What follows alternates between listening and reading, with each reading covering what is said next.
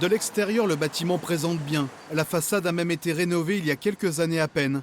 Mais derrière les murs du commissariat, c'est une autre histoire. Une histoire faite de toilettes bouchées, de plafonds effondrés. Travail en insécurité. Dossiers qui s'accumulent sur les bureaux des enquêteurs. Place Grévy ce vendredi, ils étaient 80 selon les organisateurs et 80 selon la police. Des fonctionnaires et leurs familles demandant d'urgence des moyens d'abord humains. Au jour d'aujourd'hui, c'est 15 fonctionnaires qu'on demande à Dole et 10 fonctionnaires qu'on demande à Lons-le-Saunier pour pouvoir respirer, pour pouvoir travailler en sécurité. À Dole, pour pallier les arrêts maladie qui se multiplient, les équipes sont recomposées et patrouillent en sous-nombre. Un enquêteur doit gérer entre 200 et 500 dossiers contre 50 à effectif complet. Des spécificités jurassiennes ajoutées à une situation nationale. Les heures supplémentaires sont moins bien payées que les heures officielles. Les policiers sont à cran.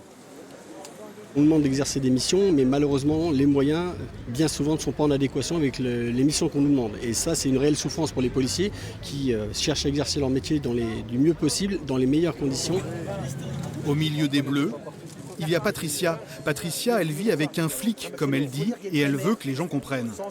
C'est passer un week-end sur 6 en famille, et encore quand ça se passe bien. C'est ne pas réussir à partir en vacances très loin parce qu'on ne peut prendre que 8 jours pour les vacances d'été.